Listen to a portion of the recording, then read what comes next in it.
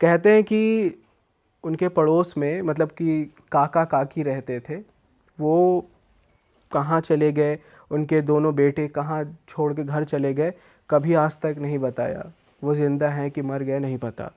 उन्होंने बताया कि भाई ये 2008 की बात है, और जो काका काकी रहते थे उनका दूर का कोई रिलेशन था। उनके दो बेटे थे। जो बड़ा बेटा था वो चंडीगढ़ में जॉब कर रहा था, और छोटा बेटा वो घर पर ही था। अब ये हुआ कि नॉर्मल फैमिली थी। अब पहाड़ी साइड में खेती वगैरह ये सब होती है, तो वहाँ पे खेती करते थे, फैमिली एकदम ठीक ठाक थी, नॉर्मल। अब बताया कि 2000 मतलब कि आगे 1 साल के बाद क्या हुआ कि उनके लाइफ में कुछ चेंजेस होने लगे। कि दीपावली के दिन की ये बात है, दीपावली जैसे बीता उसके कुछ दिनों के बाद इनको एक ज़मीन का डील मिलता है, वो भी बहुत सस्ते रेट पे। ये उसको ख़रीद लेते हैं। लेकिन कुछ ही महीने के बाद पता चलता है कि गवर्नमेंट ने उस ज़मीन के पास से हाईवे निकालने का वो किया है। उस ज़मीन का रेट 15 गुना बढ़ जाता है। अब अचानक गांव वाले कहे, अरे इतने बढ़िया किस्मत यार, अचानक इतना ज़्यादा वो हो गया। फिर उसके बाद बताया कि भाई 1 साल के बाद हमारे गांव में मतलब सूखा पड़ा था, लेकिन उनकी जो फसल थी सबसे बेहतरीन फसल हुई। अब सब देख के हैरान कि सब इस साल तो सूखा पड़ा, लेकिन इसकी फसल में, इसके खेत में ऐसा क्या है कि इतना अच्छा हुआ।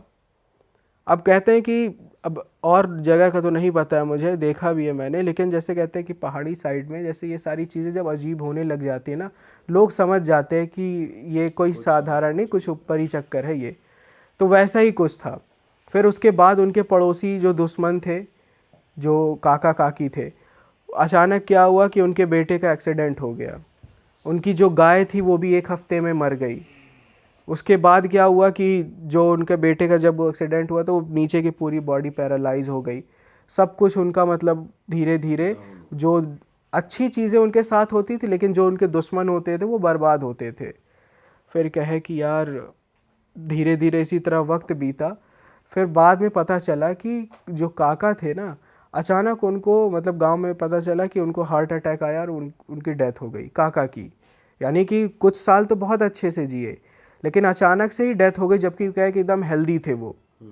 बाद में जब ये डॉक्टर आए तो उन्होंने बोला कि सोते वक्त ही इनकी इंस्टेंट डेथ हो गई थी, लेकिन पता नहीं कर पाए कि हाँ आखिर एग्जैक्ट हुआ था क्या, बस यही नाम लगा दिया कि हार्ट अटैक आया था। अब उनके बेटे को भी बुलाया गया, वो वापस आया। 13 दिन के बाद जो क्रियाकर्म होता है वो सारी चीज़ें की।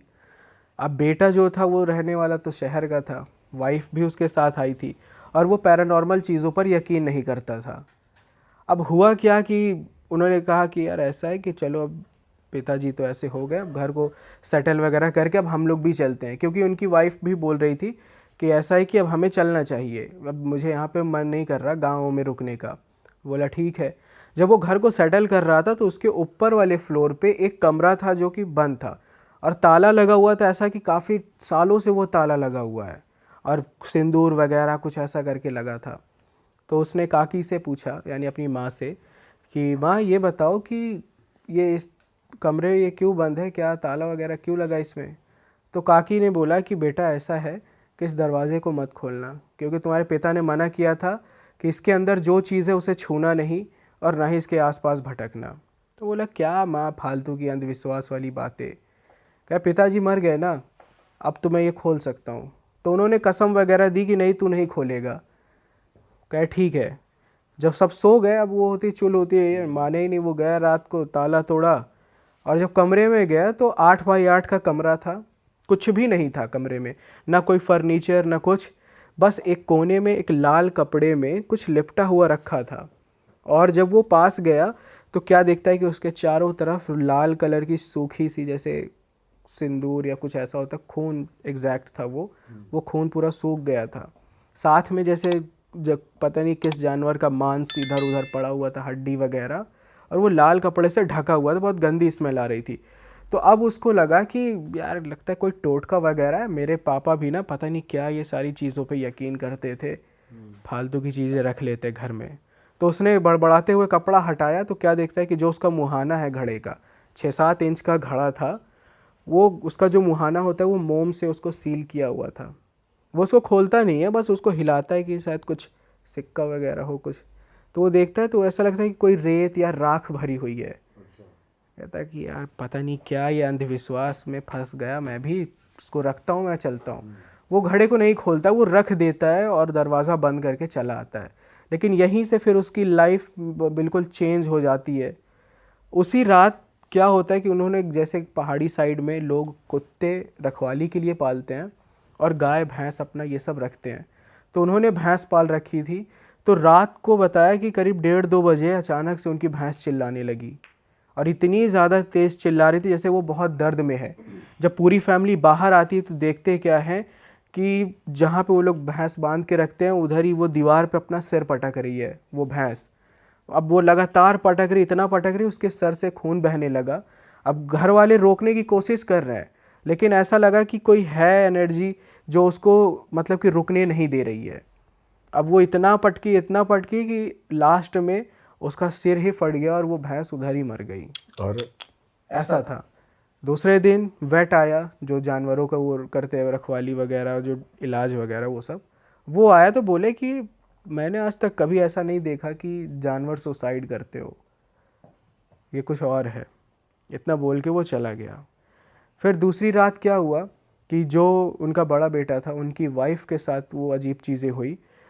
रात को ही उसके तकिए पे मतलब इतने ज़्यादा ऐसे लगे कि कोई उसके बालों को नोच रहा है, और जब वो अगली सुबह जब उठती है तो उसके आधे से ज़्यादा बाल झड़ के पूरे बिस्तर पे और तकिए पे पूरे लगे हुए होते हैं। मतलब पूरे बाल ही झड़ गए, ऐसा कि नहीं कि किसी ने उखाड़ा हो, नहीं, वो नेचुरल जैसे झड़ते एकदम पैचेस पड़ जाते वैसा पड़ गया। और पूरी बॉडी पे स्क्रैचेस थे नाखून के। जब उसने ये बताया अपने हस्बैंड से यानी उनके बड़े बेटे से, तो कहने लगा अरे सपना होगा क्या। अच्छा सपना है तो फिर ये स्क्रैचेस और फिर ये सब क्या है। अब उसके पास भी कोई जवाब नहीं था, बट एक होता है ना ईगो होता है कि नहीं भले ही वो गलत है लेकिन ईगो होता है नहीं सही बोल रहा हूँ मैं, नहीं सही है। तो वो चीज़ उसने बोला कि नहीं सही है, ये चीज़ सपना देखा होगा तुमने, नींद में अपने से ही किया होगा। बट वो नहीं मानते, डॉक्टर के पास जाते हैं, डॉक्टर भी दवा वगैरह देता है, फिर वो सेटल हो गया। तीसरी रात क्या होता है कि वो चीज़ उनके बड़े बेटे के साथ होती है, तब आगे खुलासा होता है कि आखिर ये है क्या। अब उनका जो बड़ा बेटा है वो जब सो रहा था रात को अपनी वाइफ के साथ करीब 1:15 बजे, उसको ऐसा लगता है कि उसका सीना भारी हो रहा है। अब वो सीना भारी तो हो रहा है, उसने सोचा नींद में जैसे कभी होता है कि हम गहरी नींद में होते हैं या कभी चेस्ट पे हाथ रख के सोते हैं तो हमें भी ऐसा महसूस होता है। तो उसको पहले लगा कि शायद कुछ ऐसा है, लेकिन जब सांस वो नहीं ले पा रहा था तब उसकी आँख खुलती है। क्या देखता है कि उसके पास कोई चीज़ 3-4 फीट की उसके सीने पे बैठी हुई है, और उसका जो शरीर है ऐसा लगा कि जैसे किसी जानवर की जो खाल नोच दी जाती है, आधी चमड़ी होती है आधी वो, तो वैसा था पूरा। मतलब आंखें एकदम गड्ढे से और छोटे छोटे छोटे छोटे दांत थे उसके अंदर। और उसका जो बॉडी है नॉर्मल, लेकिन उसके हिसाब से मतलब शरीर के हिसाब से उसका सर काफ़ी, जो सर था वो काफ़ी बड़ा था। इंसान का था जानवर? नहीं, मतलब कि वो इंसान जानवर का कुछ मिक्सचर था ऐसा कि मतलब वो एग्जैक्ट वो उसको वो रिकॉग्नाइज ही नहीं कर पाया कि आखिर ये है क्या। बस गड्ढे और छोटे छोटे दांत, और वो अजीब सी आवाज़ में उससे कह रहा है मुझे भूख लगी है, मुझे खाना चाहिए। वो बोलता है, जो परछाई उसके ऊपर बैठी थी, लेकिन उसे महसूस हो रहा है कि उसका सीना जल रहा है। जब उसने चीखा तो उसकी वाइफ ने तुरंत लाइट ऑन किया तो देखता है कोई नहीं है कमरे में, लेकिन उसके शर्ट पे 2 छोटे छोटे हाथ के निशान एकदम जले हुए, ऐसा लगा किसी गर्म लोहे से जलाया गया वो निशान बना हुआ था। बाद में जब उसने अपनी माँ से बताया तो उसकी माँ बिल्कुल रोने लगी, कहने लगी बेटा मैंने तुझे मना किया था कि तू मत जाना उस कमरे में, सच बता तूने वो कमरा खोला था ना। तो कहता हाँ माँ खोला था मैंने। क्या था वो? कहे बेटा अब तू गलती कर बैठा है, अब मुझे नहीं पता कि अब आगे हम लोग के साथ क्या होगा। कहते बताओ तो माँ क्या चीज़ है वो। तब वो बताती हैं कि ये जो चीज़ है ये तुम्हारे दादा के ज़माने से है, ये दादा के ज़माने से वो चीज़ है, और ये तांत्रिक ने बताया था तुम्हारे दादा को कि इसको अपने पास रखो, और जब भी तुम्हें सफलता पानी हो या धन या दुश्मनों का नाश करना हो तुम इसे अपने घर में पालो, रखना नहीं, पालो इसे तुम। और पहाड़ी साइड में, अब मैं वर्ड बोल देता हूँ, बान बोलते हैं। बान का मतलब होता हुआ है पाला हुआ भूत। जो पहाड़ी साइड के लोग हैं वो समझ गए होंगे, तो बान बोलते हैं उसको। और लेकिन उसका एग्जैक्ट नाम है गुल्लन। जो नाम है जिसको पाला गया वो होता है गुल्लन। अब जैसे किसी चीज़ को बोलते हैं वहाँ बान यानी पाला हुआ भूत, अलग अलग नाम है। तो अलग तरीके की ही एंटिटी है हाँ उसके ये लिए। अलग है। अब ये चीज़ जब पता चला कि बेटा ये तुम्हारे जब दादा थे, दादा ने फिर तुम्हारे पिताजी को बताया कि इसको कैसे मैनेज करना है, क्या करना है। उस तांत्रिक ने बताया कि इसकी एक शर्त है, अगर तुम इसको रखते हो तो तुम्हें इसे हर अमावस की रात को जानवर का खून और सड़ा हुआ खाना इसे देना होगा। और अगर ये कुछ और बड़ा काम अगर करवाओगे तो इसकी डिमांड भी बड़ी होगी। ये चीज़ बताया। साथ में बोले कि धीरे धीरे धीरे करते करते ये अंदर से ये खोखला करता रहता अपने मालिक को। तब वो उन्होंने बताया कि बेटा तुम्हारे पिताजी को पता था कि इसको कैसे क्या देना है, कैसे इसको मैनेज करना है, वो सारी चीज़ें, लेकिन अब वो नहीं है। और कहते हैं कि जब गुल्लन भूखा होता है तो अगर उसको खाना नहीं मिला तो वो सबसे पहले अपने साधक के ही घर वालों पर अटैक करता है और उनको ही धीरे धीरे करके खोखला करके खाता है। ये चीज़ थी। फिर उनकी माँ ने बताया कि बेटा अब गुल्लन तेरे पीछे पड़ गया है क्योंकि तूने उसे छू लिया है और अब तू उसका मालिक बन गया है। अब ये चीज़ जब पता चली तो वही पहाड़ी साइड में गुर के पास गए, जैसे हम लोग नॉर्मली तांत्रिक के पास जाते हैं। वो गुर के पास गए और वहाँ पर जब वो आए तो उन्होंने बोला कि ये बहुत पुरानी विद्या है, ये शमशान से मतलब बनाई जाती है। और इसको करने के लिए क्या होता है, गुल्लन का मैं बता देता हूँ क्रिया, शॉर्ट में ही बताऊँगा कि इसको जो सिद्ध किया कैसे किया जाता है, क्या करते हैं। एक मतलब कि राख की एक मतलब नॉर्मल राख से नहीं, शमशान की ही राख से, जैसे अकाल मृत्यु टाइप का होता है वैसा एक माटी टाइप का उसको मिला के गुड़िया बनाई जाती है। गुड़िया बनाने के बाद उसमें जो साधक होता है उसमें अपना खून और अपना पसीना उसमें डालता है उस डॉल में, उस माटी की गुड़िया में, ताकि वो गुल्लन उसकी महक पहचान सके और उसके वो साथ हमेशा रहे। साथ में पहाड़ी जगह पे जहाँ पे दो रास्ते मिलते हैं उसको बाऊ बोलते हैं, वहाँ पे हमें गड्ढा करके उस डॉल को उसके अंदर डाला जाता है और 41 दिन तक लगातार हमें वहाँ पे जाके दिया जलाना होता है और बिना पीछे मुड़े हमें वो वापस जलाओ और चले जाओ, मुड़ के नहीं देखना है। जब 41वीं रात वो दिया जल के अपने आप बुझ जाए तब आप समझ जाओ कि गुल्लन आपके साथ हो लिया है और वो आपका सिद्ध हो चुका है वो।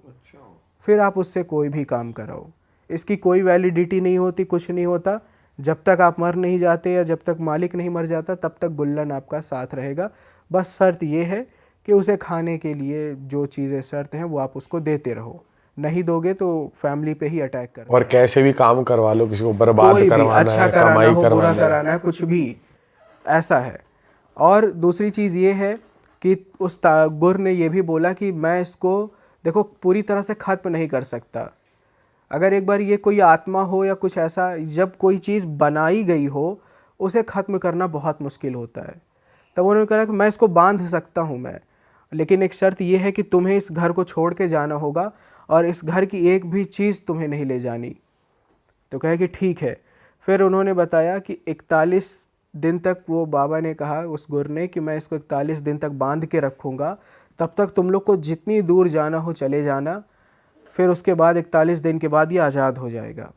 अब ये चीज़ नौनीन को कैसे पता, तो उन्होंने बताया कि जिस रात वो गुर वहाँ पे रिचुअल कर रहे थे वो सारी चीज़ें, तो उस रात उनकी पूरी फैमिली रौनीन के घर पे रुकी हुई थी और तब ये किस्सा हुआ। और कहते कि भाई वो कहाँ चले गए हमें नहीं बताया उन्होंने। कहते कि आज भी वहाँ पे लोग कहते कि अमावस की रात या फिर खासकर रात को वहाँ पे कोई नहीं जाता है, कि कहते हैं वहाँ पे बच्चे की जैसे रोने की आवाज़ आती है। और ये भी है कि जब ये सारी चीज़ें होती तो हमारे गांव मोहल्ले में या फिर हमारे फ्रेंड सर्कल में ही कुछ ऐसे लोग होते हैं जिनके अंदर ये होता है कि अरे ये सब नहीं होता है, वो डेयर करना चाहते हैं कि हम दिखाना चाहिए कुछ नहीं ये सब। तो उन्होंने बताया कि भाई कुछ सालों के बाद ना हमारे ही गांव के 2 लड़के वो ड्रिंक वगैरह करके डेयर करने चले गए कि ये सब जो गांव वाले मानते कुछ नहीं होता, हम जाके दिखाएंगे। दोनों गए, कह रहे भाई जाने के 10 मिनट बाद ही वो इतना चिल्लाते हुए बाहर भागे। एक के तो पूरे फेस पे ही स्क्रैचेस थे और एक तो बेचारा इतना सदमे में था कि 4 दिन तक वो बेहोश पड़ा था हॉस्पिटल में। अरे बाप रे। जब 5वें दिन जब उसे होश आया तो बताया कि भाई हम लोग जब अंदर गए तो एक छोटे से बच्चे की आत्मा की तरीके कोई परछाई थी, लेकिन उसका सर काफ़ी बड़ा था और वो हमसे बोल रहा है कि अंदर आओ, भूख लगी है मुझे, मेरे मालिक बन जाओ। ये बोला और बस कह रहा है हमें वो उसने दौड़ा ही लिया। एक को तो उसके दोस्त को पकड़ भी लिया था, लेकिन वो भागे किसी तरीके। लेकिन जैसे ही बोले कि हम लोग दरवाजे से बाहर निकले, वो सीधा चौखट पे आके खड़ा हो गया। चौखट से वो बाहर ही नहीं आया, क्योंकि गुल्लन ये होता है कि वो घर में ही बंधा रहता है। जब तक कि कोई उस मटके को नहीं छू लेता, तब तक वो किसी को मालिक नहीं बना सकता, चाहे वो किसी पर अटैक करे चाहे जो। लेकिन जब तक कोई उसके मटके को नहीं छुएगा, उसका कोई मालिक नहीं रहेगा, और बिन मालिक का वो धीरे धीरे कमज़ोर पड़ता जाता है। तो ये थी गुल्लन की कहानी। अरे वाह, आपने ये वीडियो यहाँ तक देख ली भाई, तुमने हमारी मेहनत सफल कर दिया। तुम ही लोग हो असली रियल हिट। और अगर आपको बहुत मज़ा आ रहा है ऐसी क्लिप्स में, ऐसी वीडियोस में, तो फटाफट जाइए प्लेलिस्ट पे बिंज वॉच कीजिए, सारी वीडियोस देख डालो और मौज काटो। That is it. हम मिलेंगे नए पॉडकास्ट में, नए क्लिप में। Till then bye bye, see you, take care, do subscribe.